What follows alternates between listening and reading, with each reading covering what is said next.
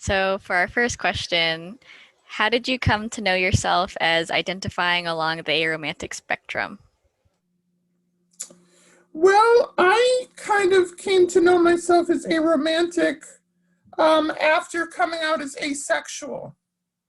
So I found out I was asexual not until my early to mid 30s, which was much later than some people.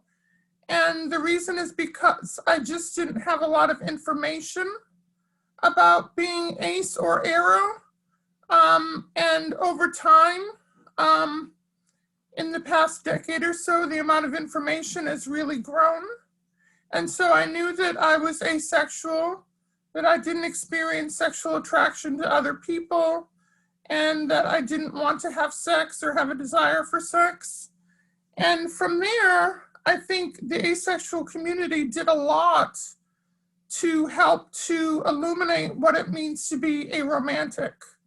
And so I discovered that in addition to the lack of sexual attraction and not wanting to have sex, I knew that I didn't want to have a romantic partner. And I became aware of that again in my mid 30s, and now I'm in my mid to late 40s. So, in the past 10 to 12 years, I've been aware of being both asexual and aromantic. And it's been incredibly helpful, joyful, exciting to be able to have words to put to who I am and be able to convey that to other people. What is the role and importance of self-love in your life? And what has this journey looked like, and how has it been supported by those you care about and who care about you? I think the role of self love is important for everything. For every unique endeavor that you undertake, self love is critical. Um, and we live in a society that so often attempts to make us hate ourselves, and feel that we're incomplete and that we're not good enough.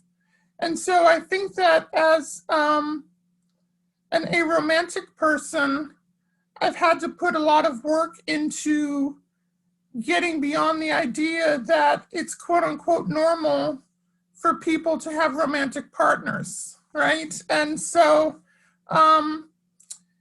helping to understand that is in and of itself a form of self-love. So I can see myself as a unpartnered individual, or a person without romantic relationships, and love myself just as much as somebody who is in romantic relationships would.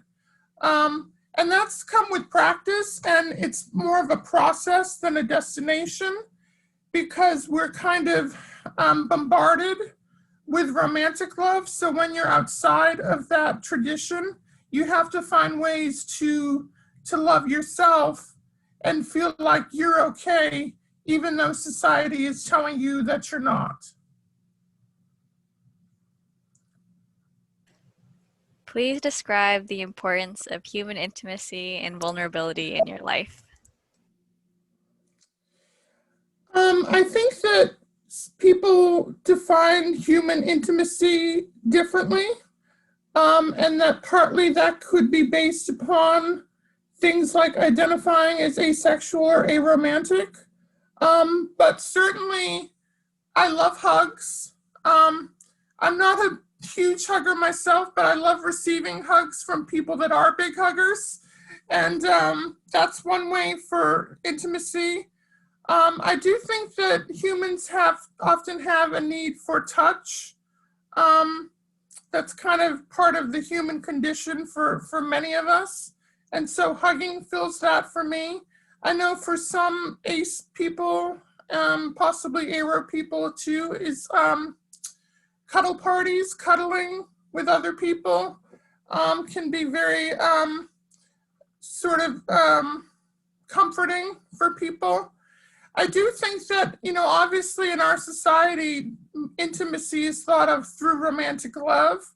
And so I think that my intimacy is mainly through emotions, right? Through emotional intimacy. And so talking to friends, talking to family, sharing feelings, doing a deep dive on sort of feelings and how you're feeling in a particular time and place is in and of itself a form of intimacy for me that I get a lot out of and that feels empowering to me.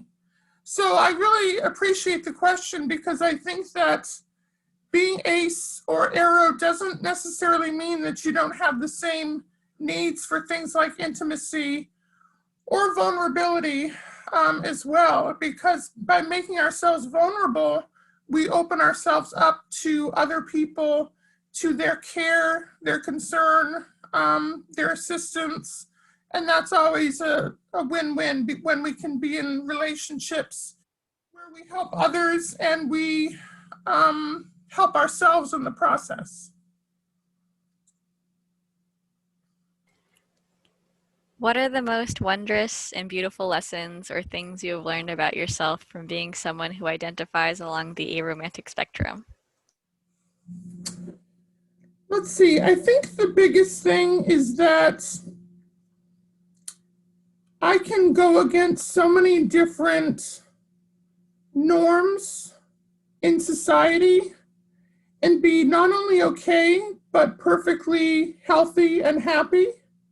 Um, I'm somebody who identifies as non binary trans, I identify as fat, I identify as disabled, I identify as ace and arrow, I identify as a feminist. All of these are things that society tends to look down upon. And I take great pride in all of them and see them as sources of strength and empowerment and ways to feel more of myself, more authentic in who I am as a person. So I think that the lesson I've learned from being arrow and ace and arrow in particular is that I'm okay being different. I can be different and celebrate that. And also that I'm okay being without a partner, being quote unquote single, because, you know, as we've mentioned, there's just so much emphasis put upon being partnered and being in a romantic relationship. And so part of my coming out as a romantic is to help people realize that they're perfectly fine and okay being without a partner. And I think that this can be a lesson not only for other aromantic folks, but for everyone, because there are lots of people who are romantic that have romantic orientation, but are single for whatever reason, and may feel like there's something deficient or abnormal or wrong with them. And there's nothing wrong with them whatsoever. So aromantic people, I feel that we can play a role in helping to normalize the fact that it's perfectly okay to not have a partner and you can still be happy and content and do wonderful work on the planet. I love that. Love, the reception of love, and the gifting of love can take on many different forms. In your experience, do we lose anything by not only prioritizing romantic love over all others, amount of normativity, but also societally hyper focusing on it? The answer for me is yes. It won't surprise you. You know, we just passed Valentine's Day. And Valentine's Day is a day that celebrates love, which is a good thing. The problem is it tends to celebrate a rather narrow conceptualization of love, which is romantic love. And I see love through a much more radical lens, I think, in that it really is about collectivity, about community, about revolution, and that love can be a force to help to propel all of those things. That certainly it can be based in a romantic relationship, but I just have I think, more expansive and inclusive definition of love. And aromantic people can play a role, but really everyone can. in helping us to illuminate the fact that love is for everyone. Just like Bell Hooks says, feminism is for everybody. So love is for everybody. We all need love. We need to give love. We need to receive love. And I think as a society, we need to work on getting beyond the notion of love as being only or even primarily about romantic love between two people, and seeing it in much more broad terms as something that helps everyone and helps to make the world a better place. I mean, if there was more love and less hate, we'd be so far more along in terms of our progress, right? And our political, social justice struggles. And love should be a part of the social justice work that we do. I think that we get so caught up on the results and the end goals that we forget that in the process, love should be a part of the work that we do in terms of how we relate to others in the struggle. From your experience, what are the wonders we can gain from appreciating all forms of love? Boy, that's a good question. I think that by experiencing all the different forms of love, you grow as a person. So I have in the past experienced romantic love, not a lot of times, but a few times, and it was an interesting feeling. It didn't feel the same to me as that it would probably feel to a person that was romantic attracted. But I think that we all can gain from an understanding that love comes in many different forms, and that it's helped me to see that I'm a full human being, regardless of whether or not I have a partner. And that there's just a lot of pluses to being a romantic. I think society sees being quote unquote single as a very negative thing. And of course, being single and aromantic are not the same, but being without a partner, whether it's single or because you're aromantic, you're seen as deficient, because the way society is structured, it's very much the nuclear family, right? It's the two partners, until quite recently, a male and a female partner, right? Because he was totally heteronormative. And then 2.5 kids and a dog named Spot. And then you've got the whole family unit. And that just doesn't describe so many people in our society. So the good thing that's happened in recent years is that through the movements of queer rights, feminism, trans rights, asexual and aromantic rights, we've seen a sea change in understandings of what constitutes love, what constitutes an individual, what constitutes a family. And all of that, I think, is very positive and very much moving in the right direction. So I'm happy to see that this is happening and that we're moving forward in ways which are more inclusive of people and make them feel more like they're a part of the fabric of society rather than people who should live at the margins. Those who are not in romantic relationships are often societally assumed to be lonely. What is your response to this stereotype? That's a good one.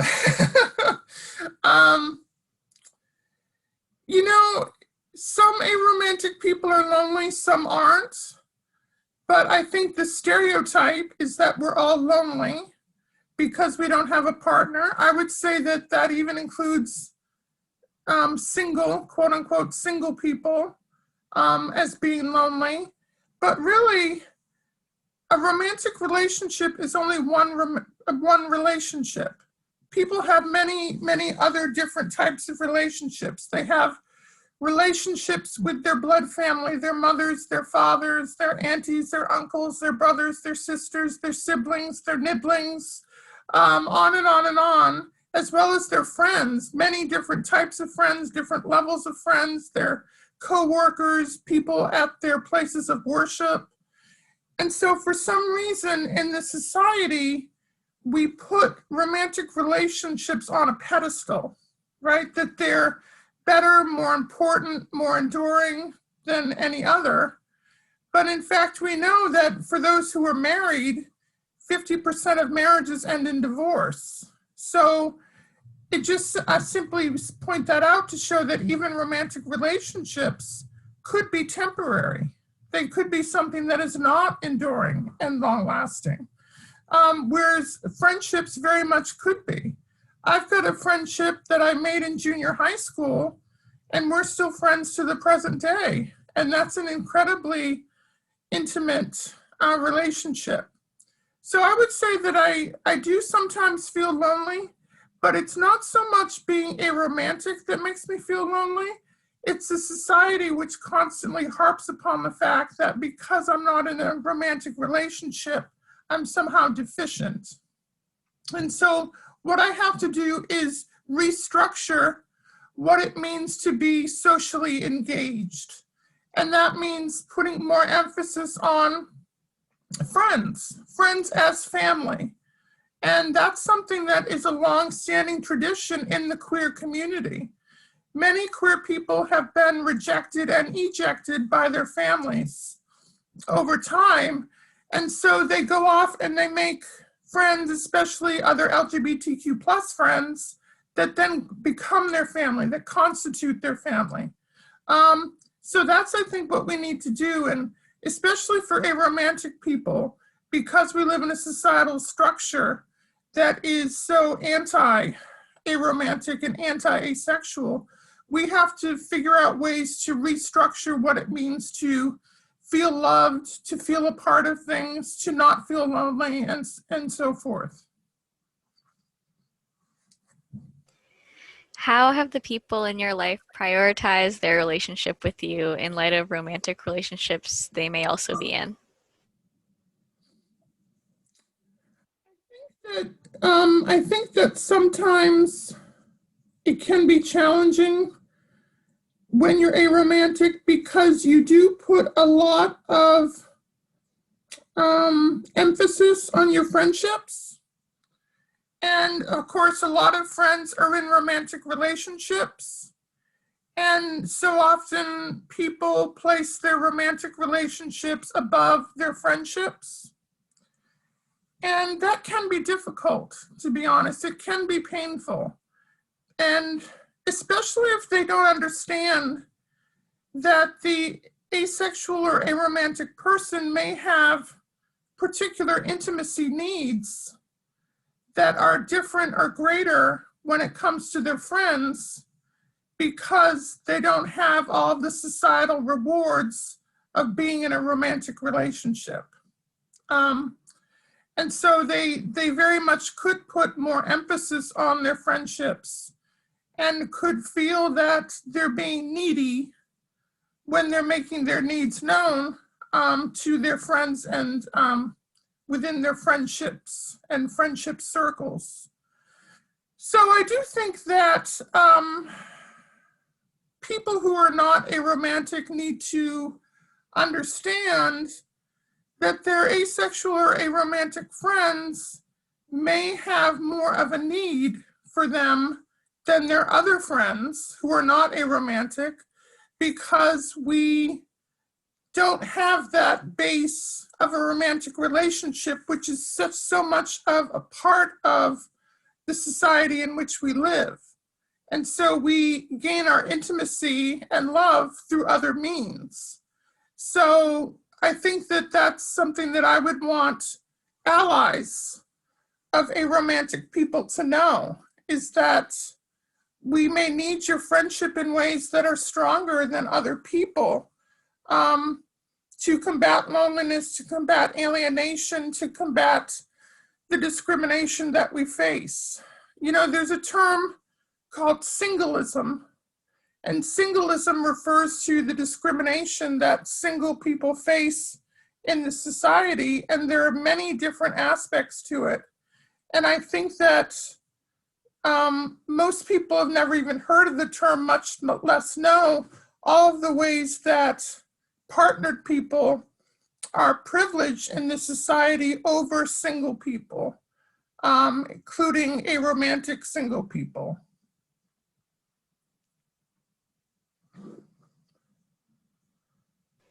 Are there any examples of queer platonic relationships or structures of relationships that do not fit the traditional monogamous, heterosexual, allosexual, and alloromantic mold, which you have found enriching to your life that you would like to share? Sure, I think that one of my queer friends, we've been friends for almost 30 years, and he identifies as a gay man. And I also consider him my brother, and he has told me that he is my brother, and so it's something that, of course, is totally consensual both ways. For me to think of him as my brother, and for him to think of himself as my brother, and that this queer relationship is something that's incredibly important to me.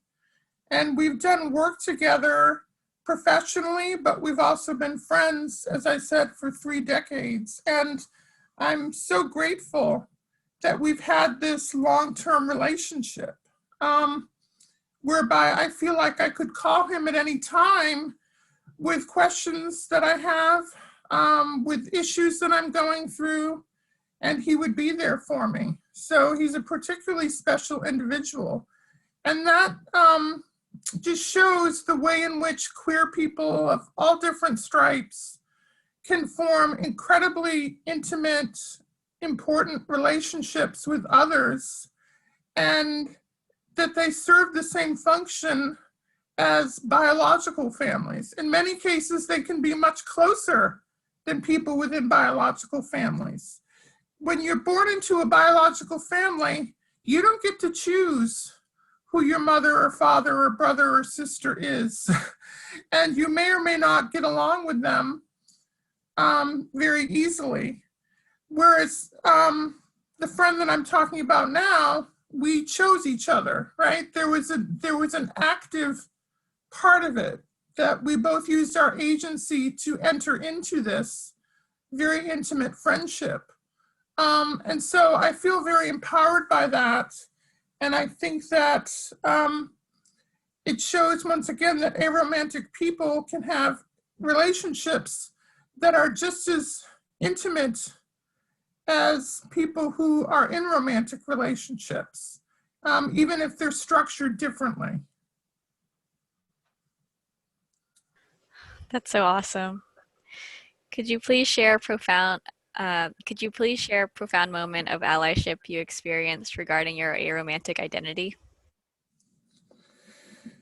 Sure, I think at one point, one of the things I did was I put on my Facebook status to please ask me about being asexual and or aromantic, because I was tired of feeling invisible.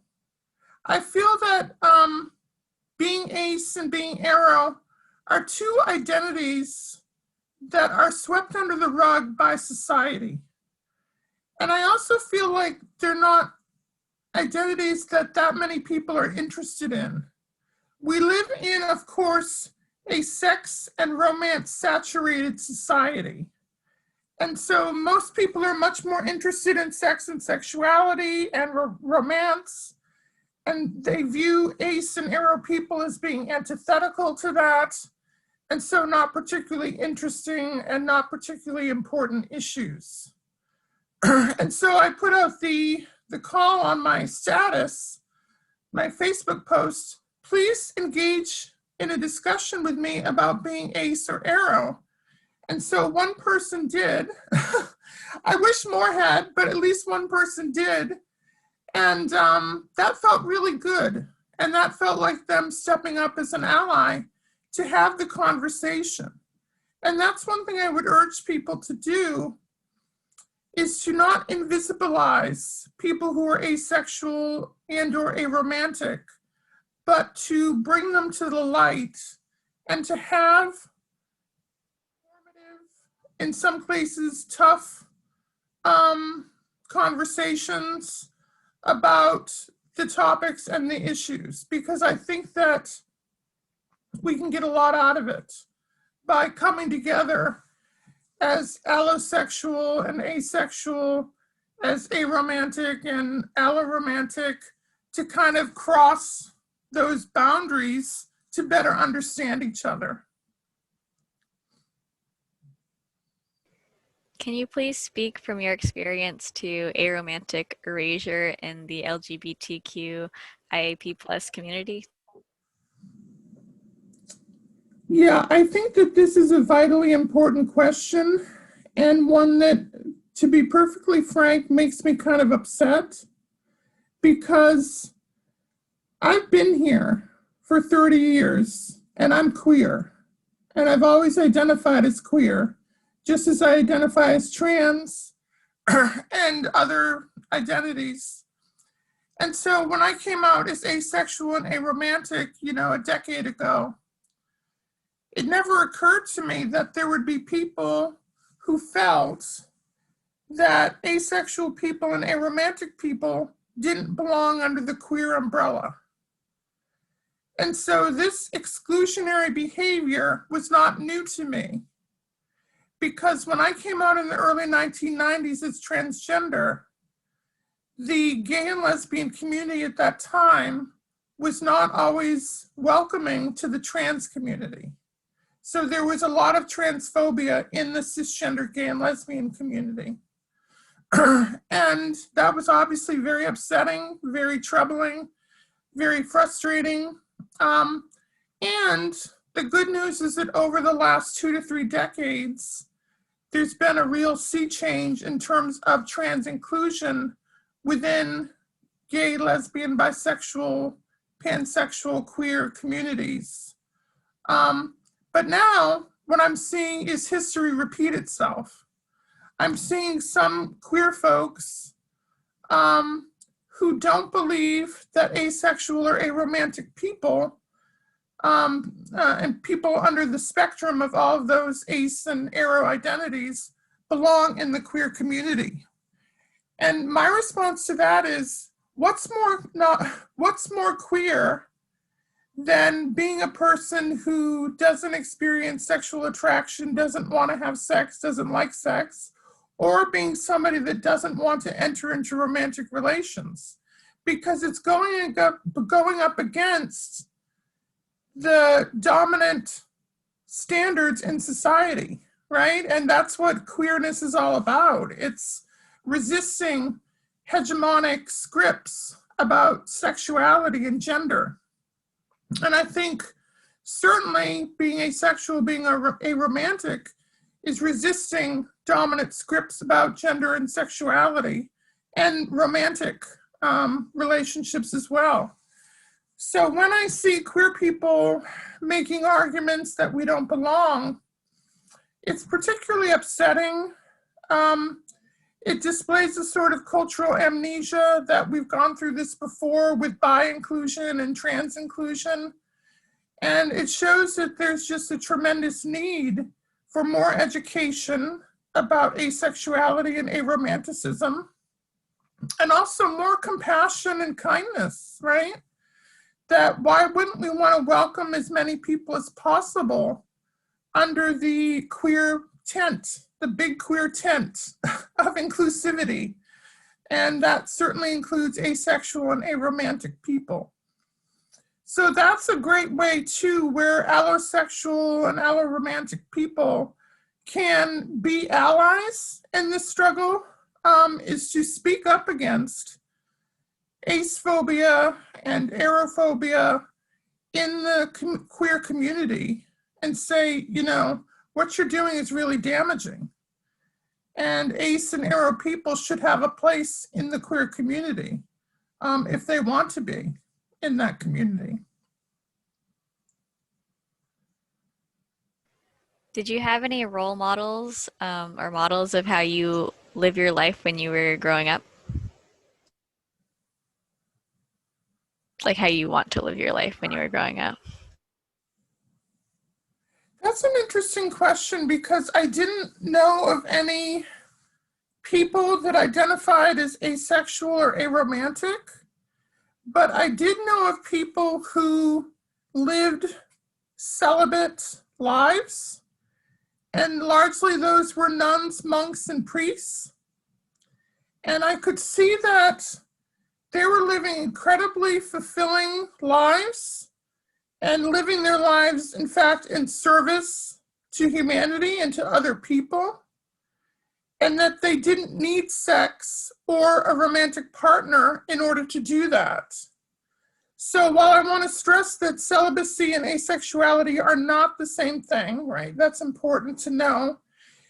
In terms of role models, there was that ability for me to see them as celibate or abstinent people who were very much involved with the community, serving others, happy, fulfilled, and so forth. So when you asked me the question, that's kind of what came to mind was people who were clergy, and also spirituality and religion is important to me. And so when I can see that within my own religion or other religions, it's very empowering to me that people can not expend energy on sex and sexuality or finding a romantic partner and still be incredibly fulfilled and happy and productive citizens.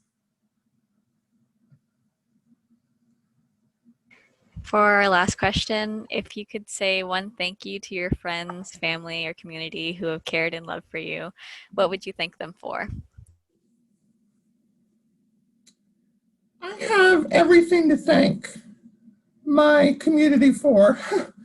um, I'm a person who has experienced depression, anxiety, PTSD.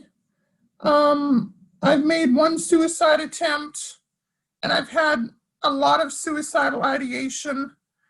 And so my family, which is meant in the biggest possible sense, friends, loved ones, and so forth, have helped me tremendously to deal with the mental health challenges that I face and encounter.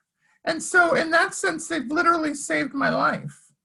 So, my thank you would be thank you for saving my life because they remind me that I have a right to be here and that my experiences are valid and that I can play a role in changing the world through activism and through my teaching. And so I'm just so thankful and so grateful for it, particularly my friends and my friends that I've had for a long time, as well as newer friends, and the friends that I hope to make in the future. So really, it's the thankfulness of survival because I wouldn't be here, I don't believe, if certain people hadn't helped me to know that I was worthy of being here on the planet. So it's pretty intense.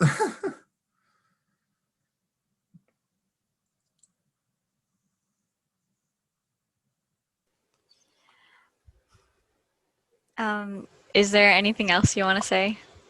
Uh, I would just like to say that the good news now about asexuality and aromanticism is that there are tons of great resources on the internet. So avail yourself of those resources. Asexuality.org is a good place to start. And there are many others as well. And so it's great for me because, like I said, when I first was grappling with these issues, there was no place really to get the information that I needed. And now there are many places to get that information, and there's many places to find support from other folks who identify along the aromantic and asexual spectrums. So avail yourself of that and become better allies and become more empowered in your own identities. Awesome. Thanks for having us interview you Thank and being you. here. Thanks for Yeah. doing this project. Okay.